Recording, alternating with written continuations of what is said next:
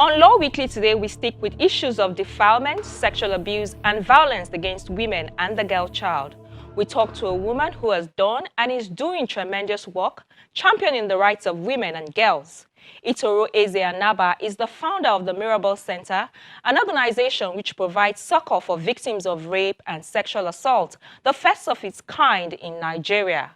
Also on this episode of the program, we bring some of the highlights from the launch of the COVID-19 ADR initiative, plus our weekly recap of some of the top trending stories from the courtrooms. That's our lineup on this episode of the program. Hello and welcome. I am Shola Shoyeli. My guest is a legal practitioner with a bias for issues concerning the protection of the girl child and women.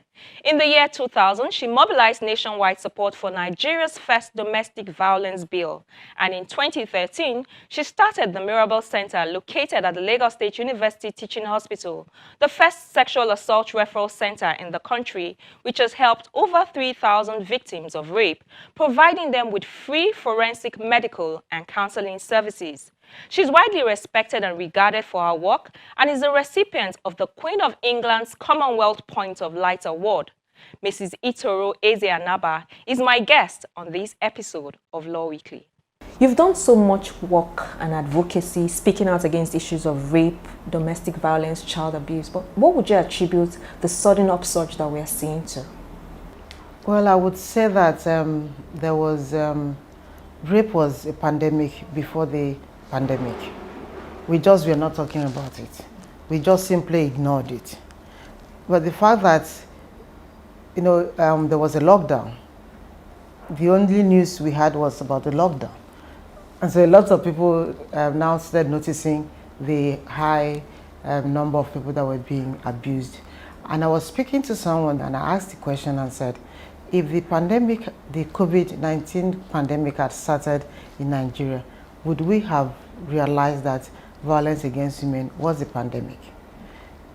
But because it started elsewhere, and in those countries, they recognize the fact that violence against women was a pandemic within the pandemic.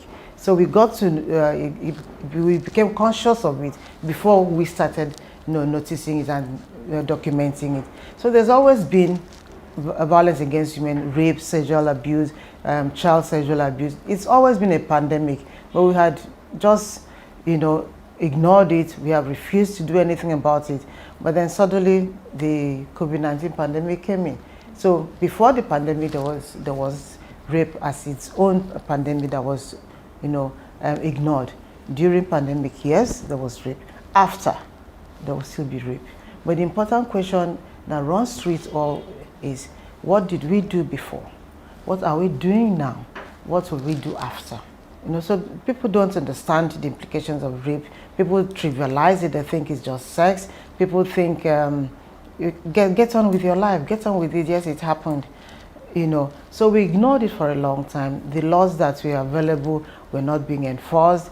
The law enforcement agents, particularly the police, for a long time were not focusing on gender-based violence, so it was ignored. It was not termed a serious crime. You can even see it from the guidelines during the pandemic. Providers of frontline services, they were not tagged as essential services. There was no guideline on dealing with sexual and gender-based violence, so everything was about the pandemic. So there was nothing in place to support survivors. So it was not in anybody's consciousness. It was not in the government officials' consciousness.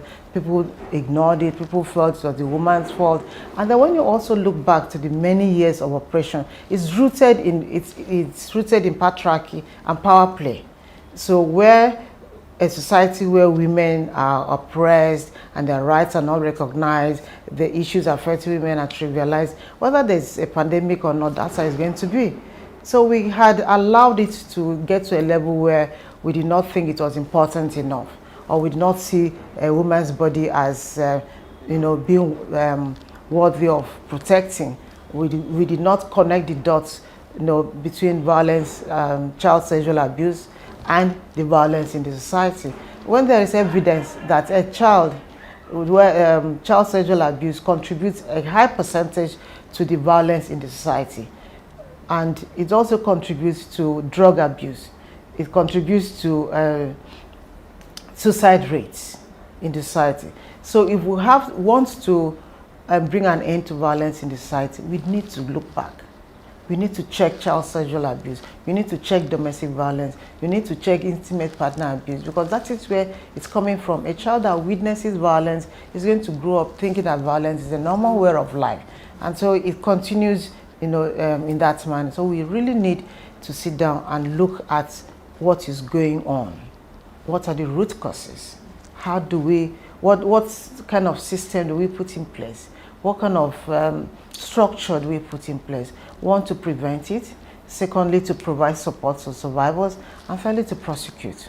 Rape is regarded as an offense against the state, and there are a plethora of laws against it. But would you say that those laws are adequate? Because we're still seeing an increase in the cases. It's one thing to have laws. It's another thing to enforce the law. It's also another thing for the law to be survival friendly. If the law is not survival friendly, survivors will not use it. They'll be afraid of using it. For instance, if the law says when I have to report at the police station, and I go to a police station where the officers don't understand what I need, because the police is the first contact with the criminal justice system, and I meet a police officer that trivializes my case, and then I walk away, I don't go back. That's a clear case of the law not working in my favor. Or the law says this is the evidence that they need, and I'm not able to provide the evidence. Or the police officer that's investigating my case does not have the required skills to get the evidence from the crime scene. So he cannot present anything in court as in support of my claim. So that's another way the system is not friendly. Whose responsibility is it to prove that the person was raped? What is the standard of proof? And also, where there's a delay in justice, and then the survivor goes to court for 5 years, for 3 years, for more, much longer than she's willing to. So she stops going. So that means that's another trauma. Yeah, exactly. So the survivor is not interested in the law. So that means this legal system as it is not in favor of the survivor. So like I said, it's one thing to have the legal framework. It's beautiful, it's fine. But how friendly is it to a survivor? And how is it being enforced? So we need to look at it from the courtroom to the guidelines to the prosecution to investigation. Everything has to be holistic and everything has to be looked at. So it's not just enough to have the law. Is the law friendly to a survivor? Is a survivor willing to go through that long process in order to get justice? If she is not, why? So we need to look into that. So in terms of specifics, what can we do differently to change the narrative as individuals, as a society, as government, and even as law enforcement agents? For the society, one of the things that makes it difficult for survivors is the fact that they are stigmatized, victim blaming, and then the whole issue is trivialized, so that the survivor becomes traumatized. So where did you go to? Why did you go there? So if it has stayed 2-3 years, okay, why didn't you report at the time? Forgetting that it's not your story, it is survivor's story. She needs to be comfortable enough to tell the story. And if you work closely with survivors, a survivor may go to the police station and tell what happened. She leaves the police station, she comes to the Mirabel Center, and then she gives a more detailed information of what had happened. It doesn't mean that she lied. It's just that as a survivor, she will remember and recall in bits and pieces. Because she's still trying to process it. So the fact that she told me something else and told the police another thing does not mean that she's lying. So that's why it's very important that if you're dealing with a survivor, you need to understand what she's going through. You need to be able to know that this person in front of me is traumatized. You need to know that as someone that has been traumatized as a result of that incident, there are certain things she's going through. There are ways that she has to deal with it. She has to process it herself before she can tell you. So you're not in a hurry to just condemn her and say, oh, she's telling lies. If years down the line, she will still recall bits and pieces, because that's a healing process. Even when you go to court and the matter is thrown out, it doesn't mean that it did not happen. It only means that the state was not able to prove that it happened. Even when I say, oh, okay, I made a statement that it happened, and then I'm withdrawing that statement. I may withdraw it not because it didn't happen, but because I'm suddenly not comfortable with the reaction from others. So I withdraw back into my shell. So it is important that we as members of the society, that we need to understand what a survivor goes through. We need to speak about the rapist. I always say, let's change the narrative. Instead of saying, oh, this girl was abused, oh, this is what happened, she was raped and all that, let's focus on the rapist, because the rapist is the criminal here. Let's say, oh, this person is a rapist. Let's call him out. If you're his friend, call him out. If you know, because they don't live in a vacuum. They live in homes. So let's begin to say, this person is a rapist. And let's begin to take responsibility and say, it would not happen on my street. You talked about law enforcement agents, and they are often, as you said, the first point of call. What can we do to make them more humane and do their job more efficiently? You see, until I started working with the Mirabel Center, I had a very bad opinion of police officers.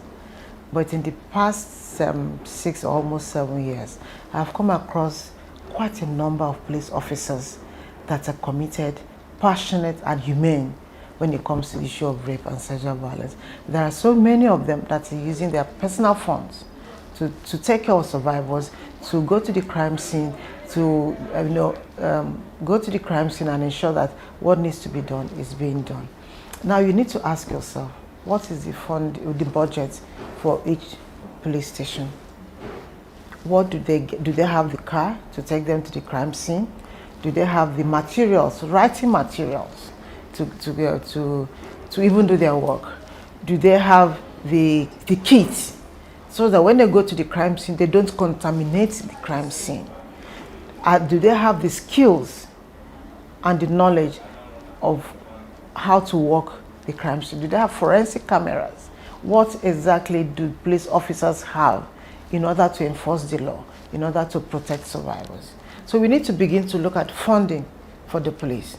Secondly, there's need for the police to have a unit specially dedicated to rape and sexual violence. I'm not talking about family support units in the state. That is very good. But the funding for SGBV should come from the national level. I always say that we need to have a unit dedicated and exclusive to SGBV at the national level. Now, what will happen is that members of that unit will be trained, they'll be skilled, they'll be equipped with everything they need in order to investigate and prosecute cases of rape. Our children are at home now because of the pandemic, and you've said that rape is a pandemic within the pandemic. What are the tips that you can give us from your experience of what to look out for? What should parents be telling their children? What should they be looking out for? Because oftentimes, as you said, the perpetrator is close within the house, somebody that the children trust and they're familiar with. So what are the tips that we should look at? What are the things that we should look at? What are the tips that we should give our children? And in terms of assessing justice, how can we seek help? I will always encourage parents to have close relationship with their children. Your child should be able to tell you anything at any time. You know, at times you're tired. You just want your me time. And a child comes to talk to you, listen to your child at all times, because you never can tell what that child wants to tell you at that particular time. So open communication. Know your children's friends. Know who they are hanging out with. It's very important. If your child is going next door, know who is next door. Children sleep over in their friends' home. The home may be safe, but you don't know if that home, if there's a visitor in that home. You don't know who is the next door neighbor to that, to where your child is going for a sleepover. So just be interested in your child and know what is going on in your child's life. Now, if it is reported, if your child reports to you that something has happened, believe your child. Always believe your child, especially when you have had a discussion about what is good touch and what is bad touch. So we need to remember that rape, sexual abuse, takes away your humanity. It takes something away from you, but it also leaves something in you. It's such that you can't throw it away. It's with you throughout your lifetime. As the Bible said, it's the last thing I remember before I sleep. It's the first thing I remember when I get up. And then she still goes out, she does her makeup, she does her hair, she goes out smiling, but deep inside, she doesn't forget it. So rape destroys, it maims, it kills. So that is why all of us need to stand up against rape. We need to let people know that it is wrong, it is a crime, and it destroys life. Until we get to that level where we are angry enough to know that rape damages, then we will not be able to get to happen. But then, if you come to the Mirabel Center, we'll just be able to help you on that journey. We'll hold your hand and make sure that you get to the point where you are able to deal with the trauma that you went through.